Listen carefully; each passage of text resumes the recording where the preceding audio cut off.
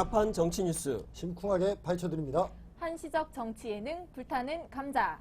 안녕하세요. 오랜만에 인사드립니다. 이제 2016년 음력으로 첫 방송 시즌2를 기다리면서 번외편으로 마련을 했습니다. 정치의 계절이거든요. 총선이 50일 앞으로 다가와서 시즌2가 이제 총선 끝나고 시작하길 저희가 기대하고 있는데 그 전까지 좀 나오는 정치권 뉴스들을 다뤄볼까 합니다. 그래서 오늘 저희 새로운 게스트 패널을 모셨죠. 요새 정치권에서도 인재 영입이 열풍이 한창이라고 하는데 인재가 맞는지 모르겠으나 저희 불감에 지금 인재 영입 1호입니다. 아주 날카롭고 지적인 분을 한 분 영입했습니다. 우선 본인 소개를 간단하게 해주실까요? 안수찬이고요. 한겨레 20일 주간 한겨레 20일 편집장 맡고 있습니다. 그러니까 인재 영입이라고 말할 수는 없고 다만 저는 이제 이 방송을 통해서 제가 만들고 있는 한겨레 20일 많이 좀 봐주십사. 근데 이제 그냥 봐주십사 말씀드릴 수는 없겠고 이게 뭐 정치 예능을 이제 표방하고 총선 때까지 이제 정치 여러 가지 이야기를 한다는 건데 사실 뭐 저도 정치에 큰 관심이 없어서 잘은 모릅니다만 제가 아는 데까지는 이야기하면서 시청자 여러분들께 좋은 정보와 이야기를 들려드리면서 제가 만들고 있는 한겨레 21도 많이 팔고 싶습니다. 그러려고 기승전 부수 확장. 기승전 한겨레 21. 사실 어제 저희 행사에 한겨레 21이 홍보 그걸로 쫙 줬어요? 어제 깔렸거든요. 요즘 제일 잘 나가는 매체거든요. 이게 지금 예. 한겨레 21이요? 한국 언론계 이제 파란을 불러 이렇게 총아. 그렇습니다. 편집될 것 같다. 한번.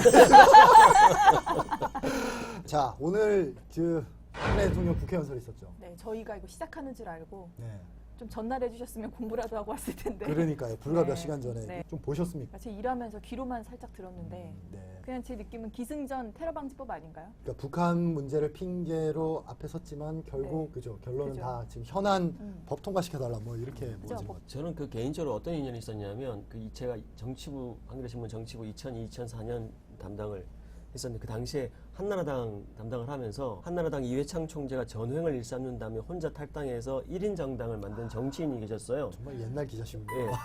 그 당시 그 정당이 한국미래연합이라는 정당이었고요. 그 당시에 혼자 1인 국회의원이자 당대표이셨던 분이 당시 박근혜 한국미래연합 대표이셨어요. 그렇죠. 예. 잠깐 이제 그 당시에는 그 정당에 그렇게들 관심이 없을 때라 기자들도 많이 안 찾아가고 그랬을 때였는데 하여튼 오늘 제가 그 연설 들으면서 저는 이제 솔직한 제 심정은 제 느낌은 대통령이 자기 하고 싶은 얘기 이번에 오랜만에 다 했구나 이런 느낌이었어요. 그러니까 그 전에 연설물들은 뭐랄까 연설 비서관이나 스태프들이 뭔가 이제 짜주고 뭐랬다랄까 자기한테 어울리지 않는 옷을 좀 입기도 하고 그랬던 것 같은데 오늘은 제가 이렇게 제 느낌입니다. 제가 보기에는 하고 싶은 이야기 다 했어요. 지금 오후에 이제 쉬고 있을지 뭐 하고 있을지 모르겠지만 대통령이 아마 기분 좋아라 하고 있을 겁니다. 제 느낌은 그렇습니다. 어떤 부분 때문에 하고 싶은 얘기 다 했다는 느낌을 받으셨어요? 최초에 박근혜 대통령이 정계 입문할 때부터 지금까지 쭉 반복되는 몇 가지가 있는데 우선 처음 만나보면 정치인이건 유권자건 간에 다른 정치인이랑 좀 다르게 인지를 하는데 그게 뭐냐면 진솔하고 솔직하다는 느낌을 의외로 받아요. 박근혜요? 박근혜 국회의원 그걸로 시절부터. 계속해서 어필을 하고 있죠. 왜 그러냐면 그 핵심이 뭐냐면 그 약간 어려운 이야기이지만 기표와 기위가 일치하는 정치인이라고 이렇게 표현하는데 이게 뭐냐면 쉬운 이야기, 어려운 이야기 아니에요. 이행시 피한 뭐 이런 예, 거죠? 그런 거예요. 불어 발음이 안 돼서 이렇게 한자로. 그러니까 이게 어려운 이야기가 아니에요. 쉽게 말하면 보통 우리나라 정치인들은 나는 애국심이 필요하다고 생각해라고 말하면 속으로는 딴 생각하고 있어요. 네. 애국심이 필요하다고 이야기를 해야 정치 지형이나 내 득표 어떤 도움이 되겠지로 다른 계산을 한다고. 이게 기표와 기위가 일치하지 않는 거죠. 박근혜 대통령은 그 국회의원 시절부터 예를 들면 지금 우리나라 국민들이 애국심이 많이 결여되어 있습니다 라고 말을 하면 실제로 그렇게 생각하는 거예요. 다만 문제는 뭐냐면 그 다음에 근데 대통령님 그 애국심이란 게 뭡니까? 애국이란 걸 어떻게 해야 되는 거죠? 그건 답은 없어요. 그 컨텐츠는 없는 거예요. 그러니까 솔직한 사람인 거지. 오늘 연설문 같은 경우에는 솔직하게 자기 생각하는 바를 다 이야기했어요. 나 이제 북한이랑 협상하지 않는다. 더 이상 기만당하지 않겠다. 대결하겠다. 맞서겠다라고 이야기를 했고 그다음에 북한 앞에서 대결해야 되는 이 상황에서 국론 분열이 있으면 안 된다. 자꾸 이것저것 트집 잡는데 국회 힘을 모아서 일사천리로 통과시켜야지 지금 이 전쟁이 날 수도 있는 상황에서 우리가 어떻게 갈 거냐라고 실제로 생각했던 거예요. 하고 있는 거고.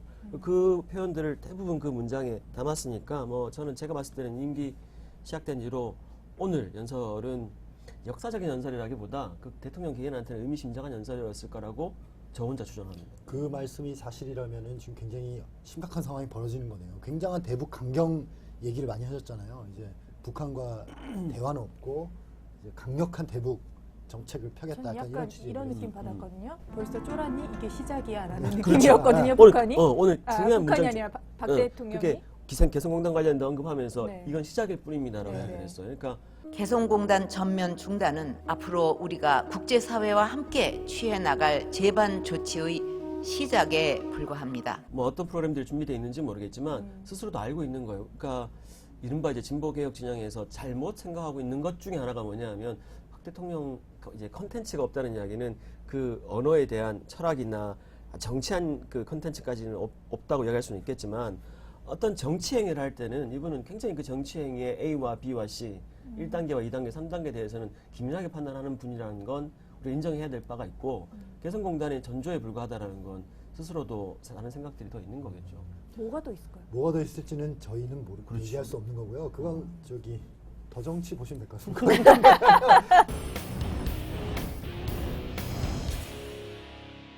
이재훈 통일학의 팀장이 출연하는 것 같더라고요. 아, 진짜요? 저희랑 비슷한 시기에 풀릴 테니까 그걸로 학습하시고 저희 걸로 뒷풀이 하시면 될 것 같은데. 네, 그렇게 하시면 될 것 같고. 아, 그 며칠 전에 성한용 기자가 그 박근혜 대통령 정말 화가 난 것 같다는 취지의 칼럼을 그래. 쓰셨는데 그랬군요. 그때 그 칼럼의 주요 내용을 보면은 박근혜 대통령이 그때 왜 아까 말씀하신 그 시기에 김정일을 만나고 왔잖아요. 그래서 만나고 와서 많은 걸 약속하고 와서 그걸 진짜 지키려고 열심히 노력을 했던 사람이고 실제로 그런 식으로 신의를 자기 딴에는 신의를 다하고 열심히 했는데 저쪽에서 저렇게 자기를 배신하면 거기에 대해서 굉장히 화가 나는 그런 스타일인데 이번에는 진짜 감정적으로 굉장히 화가 난 것 같고 또 박근혜 대통령이 누군가에게 이게 화가 나면 철저하게 응징하시잖아요. 그죠. 배신자는 두 번 네, 다시 보지 않는. 보지 않죠. 네, 네, 배신의 북한에게도 정치. 약간 그렇게 이제 하는 거 아니냐 이런 칼럼을 썼었는데 그러니까 저희는 이제 정치 외교 외교 통일 전문가는 아니니까 이제 아무도 없잖아요. 근데 이제 방금 이야기한 그 대목을 사람에 비유해 보면 그런 거예요. 부모와 자식 간일 수도 있고 남녀 연인 관계일 수도 있는데 딱 그거인 거예요. 실제로 진심을 다했다고 생각하는 네. 거예요. 그 배신당했다고 생각하는 거고. 그 나는 따라서 응징한다고 생각하는 건데 문제는 어디 있느냐면 정말 진심을 다했다고? 그 진심이 전달됐을까? 그 사람과의 관계는 언어이잖아요. 언어이고 때로는 그 언어가 수반되는 행동인데 아 신이 성실을 다해서 우리와 함께 공존하기 위해서 애를 쓰고 있구나라는 메시지를 전달받았을까? 저는 아닌 것 같은 거죠. 네. 근데 이제 보통 특히 이제 부모가 자식한테 그렇게 얘기하지. 나 너 사랑해. 내가 다 널 위해서 하는 일이야. 근데 네가 나를 왜 공부 안 하니? 왜 내가 시키는 대로 하지 않니? 그리고 응징을 하잖아요. 그러니까 이게 일방적인 관계인 거지. 그러니까 특정인이 자기 방식대로 진심과 사랑을 전달하고 여기 응하지 않으면 스스로 화가 나서 응징을 하고 약간 그러니까 저는 박 대통령의 그 현재 행보와 언행에 이 내부적인 모순은 없어. 자기 안에 자기 모순은 없어. 그렇죠. 근데 이제 같이 살펴봐야 될 게 그거라는 거죠. 정확히 그 성한용 그 칼럼에서 나왔던 것처럼 화가 나 있는 건 맞는데 과연 진심이 전달됐나? 진심 전달되기 위해서 뭘 했나? 뭐 이런 이야기들은 좀 더 살펴볼 필요가 있습니다. 오늘 또 국회 연설에서 또 짚어봐야 될 부분이 지난번에 홍영표 통일부 장관이 국회에서 또 한 발언을 이제 박근혜 대통령이 뒤집었거든요. 뒤집었죠. 이제 처음에 원래 홍 장관이 개성공단에 들어가는 돈들이 미사일 개발 자금으로 쓰이고 있다, 핵 개발 자금으로 쓰이고 있다라고 이제 그 증거가 있다라고 얘기를 했었는데 그러다가 계속해서 추궁되니까 미안하다 사실 증거가 없다 이렇게 됐는데 다시 오늘 박근혜 대통령이 우리가 지급한 달러 대부분이 북한 주민들의 생활 향상에 쓰이지 않고 핵과 미사일 개발을 책임지고 있는 노동당 지도부에 전달되고 있는 것으로 파악되고 있습니다. 라고 뒤집었거든요. 뒤집은 정도가 아니라 엄밀하게 얘기하면 홍영표 장관의 그 발언보다 더 센 발언이에요. 홍영표 장관의 발언은 개성공단에 들어간 현금이 39호 그 외화 관리하는 그쪽에 가서 거기에서 약간 전용된 걸로 추측한다 뭐 이 정도 얘기인데 박근혜 대통령 오늘 얘기는 개성공단에 간 돈이 노동당 지도부에 꽂힌다고 했어요. 지도부에 꽂혀서 핵 미사일 개발에 쓰인다라고 했기 때문에 사실 단계가 더 올라간 거죠. 그러니까 2단계를 얘기했다가 부인했다가 지금 3단계를 대통령이 다시 얘기한 거라서 이건 증거가 있는 거예요? 이상해요. 화가 많이 나시긴 했어요. 화가 났으니까 그렇게. 아니 이거는 증거가 있을 수가 없는 게 이거는 북한 지도부를 압수수색해서 나올 수가 없어요. 돈이 다 섞이는데 돈에 꼬리표가 어디 있을까? 돈이 한번 계좌에 들어가. 이거는 한 두 가지 문제가 있는데 하나는 그러니까 수준이라는 게 있어요. 국가와 정부의 수준이라는 게. 네. 솔직히 그냥 상식적인 수준에서 얘기해 보면 어머 그랬을 것 같아. 이 정서에 소구하는 바가 있어요. 어쩐지 개성공단에 노동자들한테 임금을 주면 그게 다 개개인에게 안 들어가고 노동당에 갖다 바쳤을 것 같아라는 예를 들면 약간 보수적인 정서가 있을 수 있잖아. 근데 이거는 시정에서 잡배들이 술 마시면서 하는 이야기예요. 우리가 그냥 우리 같은 방송에서 할 수 사람들이 있는 이런 데서 뭐 불편하지만 나도 심지어 그런 얘기 하기 싫은데 하여튼 할 수는 있어.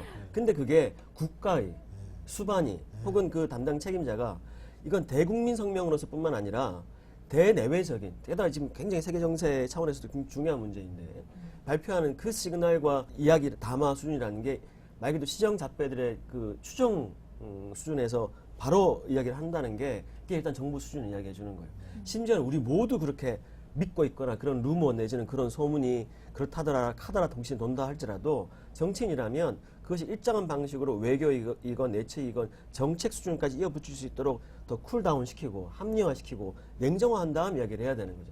화가 나더라도 화와 분노도 냉정한 언어로 표현해야 되고 그게 이렇게 걸러지지 않고 그냥 그대로 나오는 거예요. 일단 그게 제일 가장 큰 문제이고 두 번째 문제는 뭐냐면 개성공단에 들어가는 통해 들어가는 돈이 있었다고 쳐요. 끊었어. 성공했다? 박수 칠 수 있나요? 아니에요. 왜냐하면 북한이 벌어들이는 이른바 외화를 포함한 통치 자금으로 채용될 가능성이 농후한 각종 수익의 대부분은 중국과의 무역을 통해 들어온다. 그렇죠. 그러면 이제 뭐 제가 숫자를 정확히 될 수는 없습니다만 세 발의 피에 불과해요. 그러면 우리나라 정부가 판단해요. 대통령이 자, 이 자금을 옥죄자. 그럼 뭐 해야 되느냐 하면 중국을 압박을 해야 돼요. 중국 너희들 북한이랑 무역하지 마. 라고 이제 뭔가를 이야기해야 되는데 그렇게 할 수 있는 방법이 없잖아요. 지금 오히려 반대 상황으로 우리가 당할 가고 것 있는 같은데요? 그러니까 아니 왜냐하면 지금 사드 배치 때문에 중국과 사이는 더 안 좋아지고 있는 그럼요. 상황이잖아요. 네. 그 사드까지 가면 문제가 더 커지기 시작하는데 일단 이 개성공단에 적용된 로직만 적용해봐도 이건 사실은 매우 멍청한 거예요. 멍청한 그렇죠. 소라. 실효가 일단 없고 상징적인 의미도 없고 상징적인 의미라 하면 우리가 이렇게 했으니까 따라와라 아마 그런 걸 기대하는 것 같아요. 우리도 이렇게 소중한 개성공단을 끊었으니 따라하십시오. 누구한테 그 메시지를 보낸 걸까? 미국한테 미국은 이미 뭔가 시작하고 있는데 미국의 대북 제재라는 것도 사실은 실효가 부족한 것이긴 하지만 이 메시지를 받아야 될 대상은 중국이에요. 중국의 입장에서는 이 메시지가 아무 의미가 없어요. 내가 그래? 그랬는데 내가 그렇다고 지에 와서 북한이랑 무역을 끊으라고? 말이 안 되는 거예요. 근데 하여튼 저런 논리를 정부가 한번 세워버리면 북한과는 어떠한 경제 교류도 불가능한 거 아닙니까? 대통령 스스로의 논리상으로도 이제 뭐든 하면 안 되는 거죠. 그렇죠. 뭐든 할 수 없는. 약간 엉뚱한 생각이 며칠 전에 문득 들었는데 이 새벽이 깊으면 아침이 가까웠다 이런 말이 있잖아요. 그래요? 지금 이제 위기가 지금 통일이 임박한 거예요? 아니 그 위기가 굉장히 끝으로 가잖아요. 네. 끝으로 가면 이 고조되는 위기로 이제 총선을 치르고 총선이 지나고 나면 한 1년 6개월 뒤에 대선이 있잖아요. 그럼 그렇게 끌고 그때쯤에도 미국 대선도 있고 뭔가 국제적인 정치 지형도 변화하고 그럼 이 위기를 임기 한 몇 개월 남았을 때 박근혜 대통령이 김정은과 1대1로 푼다. 그러면 또 대선까지 물론 그렇습니다. 먹을 수 있는 기획이 아닌가. 뭐 그걸 계획하고 있지는 않겠지만 스케줄상 왜냐하면 이렇게 위기가 이 남북 관계라는 게 두 지도자가 결단하면 또 굉장히 쉽게 한 방에 또 확 풀리는 속성이 있잖아요. 그런 식의 시나리오도 가능하지 않나라는. 예를 들면 그게 7.4 남북 공동성명 같은 네. 거예요. 박정희, 김일성. 그러니까 굉장히 군사적으로 긴장하고 서로 적대적으로 대치하다가 서로 간의 통치 비용이 너무 높아지니까 적정한 수준에서 이렇게 하고 또 7.4 남북 공동성명이 의외로 유신체제에 큰 기여를 한 바가 있어요. 유신체제라는 게 정당하다 내지는 선의를 가지고 있다는 대국민 메시지를 주는데 굉장히 효과적이었으니까 사실은 다음 대선까지 노리는 정도의 술수 내지는 생각들이 없지 않겠죠. 다만 저는 어떻게 생각하느냐 하면 그걸 개사라고 하고 있다기보다 네, 그건 아닐 것 그냥, 같아요. 예. 그냥 간다. 네. 가고 정 막판에 이상해지면 그렇게 하면 크게 하면 크게 하면 할 수 있지. 문제는 그 과정에서 무슨 일들이 벌어지느냐. 일단 경제 손익상으로 수많은 손실들이 발생을 하고 그다음에 국민 구성원 개개인이 겪는 엄청난 그러니까 심리 정서적인 수준에서만 따져봐도 스트레스와 갈등이 긴장이 높아지고 그다음에 지금 이른바 그 사회 경제적인 차원에서 한반도 리스크라는 게 그동안 그래도 관리되어 왔었던 건데 이게 완전히 공중에 붕 떠버리면 국제 신인도 등등에도 계속 치명적 영향을 줄 텐데 그 모든 일로부터 직접적 영향을 받는 건 대통령이 아니에요. 대통령은 일종의 혹은 최고의 정치인들은 이런 각종 이 리스크들이 있는 상태가 오히려 좋은 거지. 꽃놀이패라고 할 수 있어요. 네. 그래서 녹색당에서 그런 논평을 냈잖아요. 조선노동당과 새누리당은 여권연대를 중단하라. 맞아요. 그렇죠. 아주 둘이 정확하게 공생이에요, 공생. 사드로 넘어갈까요? 그렇죠. 중국 얘기 계속 했으니까 네, 네. 사드 이게 이제 중국하고 가장 밀접하게 관련이 있잖아요. 근데 사드 배치도 그 전후에 나온 보도들을 보면 대통령이 시진핑과 하여튼 시간이 꽤 걸려서 통화가 이루어졌는데 통화 후에 화를 내면서 중국에 더 이상 기대할 게 없다. 그러고 나서 사드 배치가 이루어진 거거든요. 이것도 약간 중국이 화가 난 걸까요? 아니 저는 그래서 여태까지 계속 중국 눈치를 봤잖아요. 네. 사드 배치와 관련해서. 근데 이렇게 바로 돌아설 수 있나? 그러니까 일관되잖아요. 그때 그 기자회견, 신년 기자회견 할 때 박근혜 대통령이 그 신년 기자회견에서 대놓고 중국 우리의 친구니까 우리를 도와주세요 그랬잖아요. 어렵고 힘들 때 손을 잡아주는 것이 최상의 파트너입니다. 앞으로 중국이 안보리 상임 이사국으로서 필요한 역할을 해줄 것으로 믿습니다. 그랬다가 시진핑하고 통화했는데 안 도와주니까 끊고 야 사드 배치 이렇게 된 거 아니에요. 한국 땅에는 그걸 만들 때가 제가 보기에는 없어 보이는데 네. 5km 무슨 네. 네. 근데 강화할지가 이제 필요하다는 거 그쪽에선 아니에요? 주장하는 바가 뭐냐면 미국 같은 경우에는 그래서 되게 황야 같은 데다가 설치를 한다는 거 아니에요? 전자파나 뭐 이런 문제 때문에.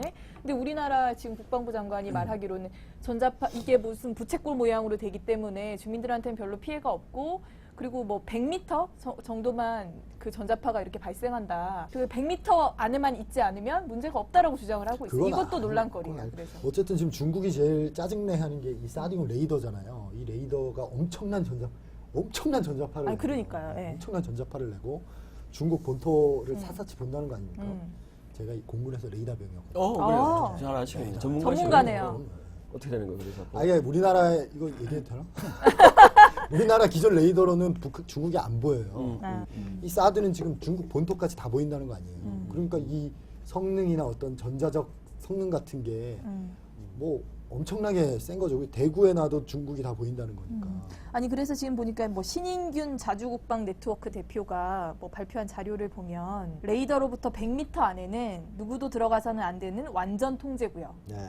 이고 왜냐면은 거기서 뽑아져 나오는 고출력 전자파 때문에 치명상을 입을 수 있을 정도래요. 그 뭐 그리고 이제 전자파로 인해서 영향을 받을 수 있는 거리는 반경 2.4km. 네. 그래서 그 안에는 항공기를 비롯해서 각종 장비 배치가 전부 다 금지된대요. 근데 과연 그러면 우리나라에 이런 거를 둘 자리가 있을까? 없을 것 같은데요. 그래서 지금 이제 새누리당 쪽에선 전부 다 배치를 찬성해 놓고 우리 지역구는 안 된다라고 얘기를 하고 있는 상황이잖아요. 그래서 지금 유력하게 나온 얘기가 이 사드 배치는 총선 때까지만 얘기하는 이렇게 걸로. 얘기를 하는 거고 총선이 지나고 나면 흐지부지 될 거다. 왜냐하면 일단 배치를 할 사드 장비 자체가 없다는 거예요. 미국에도. 아직 네. 미개발품인 거죠. 그러니까 생산하다가 무슨 오류가 음. 생겨가지고 지금 제대로 생산을 못 하고 있고 미국에 있는 사드 포대에도 지금 제대로 이 사드 이게 미사일인가요? 하여튼 뭐 이게 배치가 안 돼 있는 상황인데 한국에 그 깔 기회가 어디 있냐?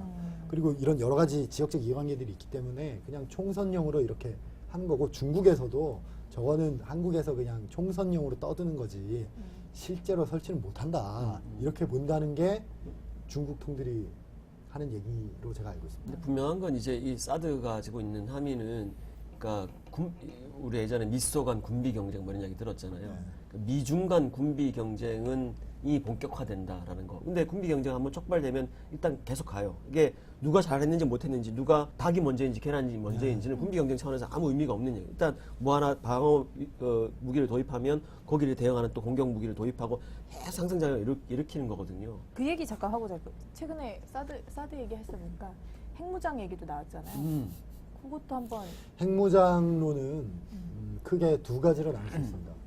한국이 자체적으로 핵을 갖자. 독립적 핵무장론. 그렇지. 그리고 또 하나는 미국의 전술 핵을 들여오자. 즉 빌려오자는 거죠. 이런 두 가지로 크게 나뉘는데 전자는 사실 현실적으로 거의 불가능해요. 그건 그죠. 북한의 길을 걷자는 거거든요.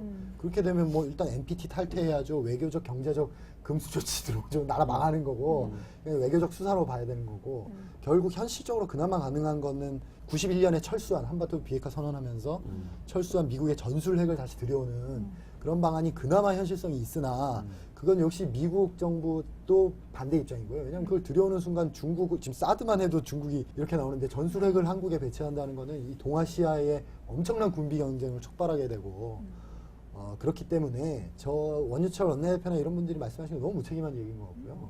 그냥 좀 총선용으로 하는 게 아닌가. 총선 네. 계속해서 나온 얘기가 그러니까 총선이요. 그게 왜 이렇게 총선용으로 나올 수 있느냐 하면 그것도 거기인데, 그러니까 이 수준이 너무 낮은 거예요. 우리가 그 남과 북이 공유하고 있는 게 하나 있는데 아주 낮은 수준의 민족주의 정서가 있어요. 그러니까 약소국이고 침략을 받아왔다. 그래서 우린 강해져야 된다. 핵무장론, 우리 스스로 핵을 가져야 된다. 옛날에 박정희 때 잠깐 나왔던 그 이야기들이 소구하는 바가 있는 거예요. 그래서 아주 낮은 수준의 민족주의. 옛날 해방 직후에 뭐 미국 놈 믿지 말고 소련 놈 속지 마자라는 정서에 딱 야 누구도 믿을 수 없고 그냥 우리가 핵 가지면 좋지 않겠어? 라는 아주 정말 시정의 또 다른 오늘 시정 잡배가 많이 나와요. 아주 시정의 잡배 수준의 이야기를 오케이 이렇게 할 수는 있어. 술 먹고 또 야 그게 말이 되니? 뭐 이렇게 얘기하는 수준은 괜찮지만 또 그걸 정치인이 게다가 원내대표식이나 되는 사람이 원내대표는 공식석상에서 그러니까 공식석상. 개인이 아니에요. 원내대표는 당대표란 말이에요. 사실상 이게 수준의 문제인 거예요. 그리고 본인들은 그걸 알고 있는 거고 네. 이게 먹힌다. 이용해 먹는 거죠. 소구받는 바가 있다고 생각하는 거죠. 근데 확실히 이런 대북 강경 기조를 가면 여권에 유리하긴 유리한 것 같아요. 이게 이성과 감성의 문제가 아닐까요? 그러니까 개성공단 폐쇄에 대해서 반대 의견을 가지려면 뭔가 이성적으로 판단을 해봐야 되는 부분인데 그거에 대해서 찬성하는 거는 즉각적으로 아 열받네, 짜증나네, 얘는 왜 이래? 뭐 이런 느낌이잖아요. 자원을 많이 써야 되죠. 이게 훨씬 더 즉사적으로. 쉽게 즉각적으로 나올 수 있는 반응이라서 그런 것 같아요. 맞아. 역시 상식 수준에서 판단하면 북한은 깡패 국가인 건 확실해요. 불량 국가인 거. 네. 싫은 거지. 우리가 자꾸 귀찮게 하는 거. 그 적대감이 일단 상존해 있고 지금 현재 박근혜 대통령이 몰고 가고 있는 이 대북 정책의 핵심 고리는 제가 봤을 때는 선거용인 것은 분명하고 근데 그것까지 더 넘어서는 문제가 좀 있는 것 같아요. 그러니까 전반적으로 한국인들이 대내적인 사회적인 문제 때문에 굉장히 고통을 알아왔는데 이런 경우에 사회 구성원들이 어떤 적대 대상을 찾기 마련이고 통치의 기술은 이 적대의 에너지를 적절하게 모아서 잘 순화시켜주거나 적대 대상을 찍어야 되는데 우리는 그게 좀 곤란했단 말이에요. 근데 이제 북한이 확실하게 등장을 한 거고 이 에너지를 계속 활용하면 어떤 일들이 발생하느냐 하면 이승만과 박정희 정부가 이렇게 태어난 거예요. 우리는 그들이 독재를 휘둘렀다고 생각하지만 실제로 어찌됐건 뭐 부정선거를 했건 체육관 선거를 했건 간에 일정한 당시 당대의 지지 기반에 있었던 것인데 그 지지 기반의 핵심은 대북 강경, 전쟁 불사, 심지어는 무력을 북침 통일. 포함한 네. 북침 통일 같은 메시지였다고. 이것이 가지고 있는 사회적인 카타르시스가 있으니까 그걸 바탕으로 해서 장기 집권을 하고 독재를 했던 것인데 지금 와서 우리가 보면 당시에 펼쳐졌던 일들이 그렇게 했지만 첫 번째 북한 문제 하나 해결하지 못했고 두 번째 사회적으로는 불평등이 더 늘어났고 등등의 문제를 발견하지만 당대에 있었던 사람들 그걸 못 느꼈단 말이야. 지금 우리가 그 시기를 관통하고 있는 게 아닐까요? 난 그런 공포가 저는 좀 있어요. 큰일이네요. 저희 무겁고 진지한 얘기를 30분 넘게 했기 때문에 졸음이 오기 시작합니다. 그렇죠. 그래서 힘들어요. 가벼운 얘기로 분위기를 좀 바꿔보겠습니다. 예비 후보들 한번 짚어볼까요? 예비 후보. 지금 제일 화제가 되고 있는 그 예비 후보가 최근에 새누리당 예비 후보 중 최연소인 화성 을에 지금 나왔네요. 조은비 씨 인터뷰 영상이 화제였죠. 화제였죠. 일요 서울인가요? 노동법에 관련된 질문을 했더니 갑자기 급 당황합니다. 막 이렇게 하면서 옆에 도움을 요청해요. 제가 어떻게 해야 되나요? 어떻게 해야 되나요? 이렇게 요청을 하다가 이제 그 화면 밖에 있던 누군가가 그 부분은 아직 예비 후보기 때문에 정리가 안 된 걸로 해라라고 조언을 해줘요. 하는 소리가 다 들려요. 네. 멘토가 따로 계시는구나. 어딘가에. 아, 여기 누군가 있는 것 같아요. 그랬더니 제가 아직 그 부분은 예비 후보라서 입장 정리가 아직 안 됐다라고 얘기를 하고 이제 인터뷰가 급 마무리가 되거든요. 제가 그거 바이럴 영상 아닐까요? 오히려 아니 왜냐면 이 수많은 예비 후보 중에 우리가 이제 이름을 알잖아요. 그렇죠. 엄청난 거죠. 인지도가 0.0001%에서 한 1% 정도는 올라섰을 것 같아요. 이 후보 때문에 피해를 본 후보가 또 한 명 있어요. 누구죠? 도망. 도망녀. 이건 저희가 한 게 아니라 누리꾼들이 그렇게 불러요. 얼짱녀가 소환한 도망녀. 토론회 도중에 말문이 막히니까 도망을 가셨죠. 박선희 후보네요. 기억나요. 예. 네네. 기억나요. 근데 이분이 더 중요한 거는 새누리당 현재 부대변인이에요. 그래요? 네, 어, 그래서 더 충격을 주고 있는 거예요. 토론 도망간 가신 분이 부대변인을 하고 네, 계세요? 부대변인을 하고 있고 지금 누리꾼들 반응이 놀라운 사실 세 가지. 첫 번째, 이렇게 토론에서 도망을 쳤는데 당시 39.2%의 지지를 받았다. 두 번째 놀라운 사실이 현재 새누리당 부대변인이다. 세 번째 또 놀라운 사실은 이번 총선에도 같은 지역에 출마한다. 아, 그래요? 라는 게 또 다른 놀라운 사실이죠. 이분도 바이럴 영상이 아니었을까라는 생각이 드네요. 당선 가능성도 있다라고. 그렇군요. 왜냐면 야권이 분열돼 있는 상황이기 때문에 39.2%를 가지고 당선 가능성도 충분히 있다. 가능하죠. 줄줄이 엮이네요. 김을동 의원이 최근에 한마디 했잖아요. 20대 총선 여성 예비 후보자들한테 한마디 해달라고 했더니 조언한다시고 하신 말씀이 여자가 너무 똑똑하게 보이면 오히려 상대방에게 거부감을 주니까 대충 그냥 네 해라. 그럼 지금 이게 다 그 지시에 따라서 이렇게 행동을 하는 거죠? 제가 보기에는 코드가 굉장히 맞는 거예요. 아, 그럼요. 그러면, 그게 이게 다 기획이었어. 전략이다. 기획이었어. 제가 바이럴 영상이라고 했잖아요. 예? 지시에 따라 행동하고 그렇죠. 내 기획에 냄새가 났다니까. 너무 똑똑한 척을 하면 유권자들한테 아. 오히려 저항을 할 수 있으니 유권자들이 감성에 소구해라. 누군가 뭐라고 하면 네. 우리도 네. 지금 너무 똑똑하게 녹화하고 있는 거 아닌가요? 우리 무식하는 거죠. 그것도 있었고 또 김문수 후보의 또 굉장한 발언이 있어요. 이분은 근데 왜 대구로 가세요? 어쨌든 새누리당 쪽에서 이른바 대권을 도전하기 위해서는 대구 경북이란 그 텃밭이 굉장히 중요한 거예요. 지금 박근혜 대통령도 결국은 대구에 성장한 사람이고 제가 봤을 때는 김문수 지사로서는 나름 정책 승부수를 던진 거죠. 근데 이 김문수 전 지사가 네. 또 논란이 된 이유는 설에 네. 이제 택시 운전을 잠깐 하셨나 봐요. 네네. 이틀 동안 16시간 택시 기사를 하고 산학금 19만 2천 원을 입금시켰더니 8만 원 담긴 급여 봉투를 받았다. 시간당 5천 원이 안 된다.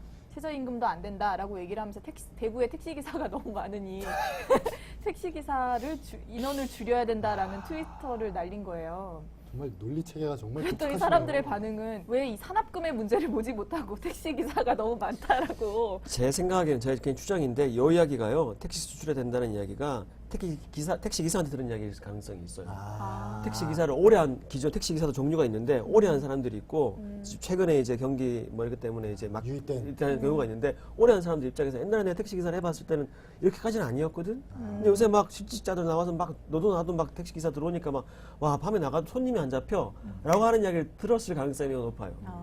그 똑같은 이야기예요. 이것도 시정잡배들의 수준에 제가 할 수 있어요. 시정잡배들은 우리 택시 타면 실제 택시 기사들 중에 이렇게 얘기하시는 분 계세요. 야 택시가 너무 많아. 뭐 이렇게 한단 말이죠. 정치인이라면 가만 이 문제는 어떻게 풀어야 되지? 그렇죠. 그런 거예요. 그러니까 생각해보면 그게 아니라 산학금 제도가 문제가 있고 택시 운수회사 중심으로 사주는 배를 불리고 기사들은 계속 뭐 네. 저임금 이런 생각을 해야 되는 건데 좀 못한 거죠. 지금 일자리를 줄여야 한다고 얘기하는 정치인은 처음 봤습니다. 그러니까요. 어떠셨습니까? 처음 해보셨는데. 우선 제가 오늘 목감기가 걸려서 잘 모르겠습니다. 평소 제가 하고 싶은 만큼 못했어요. 계속 낫지 마세요. 계속 아프세요. 목 굉장히 좀 나으면 다음엔 더 좋은 모습으로 인사드리겠습니다. 아니 오늘만 하고 안 나오신다 그랬어요. 아, 네. 그러니까 혹시 만약 프로그램 유지되면 아, 네. 네. PD님이 잘 자르실 수도 있고 아, 네. 저는 나름 바쁜 사람이거든요. 그렇죠. 네, 그래서 힘들게 나왔으면 좀 제대로 하고 해야 되는데 오늘 다 제대로 못했습니다. 네. 제대로 하면 큰일 날 것 같은데요. 인재영입 성공. 성공했습니다. 네. 인재영이 성공했고요. 네, 앞으로도 프로그램이나 정치권 소식과 관련해서 궁금하신 사항이 있으시면 저희 페이스북 계정이나 아래 나가는 메일 주소로 연락 주시기 바랍니다. 저희는 다음 시간에 더 뜨거운 정치 이야기로 찾아뵙도록 하겠습니다. 감사합니다. 감사합니다.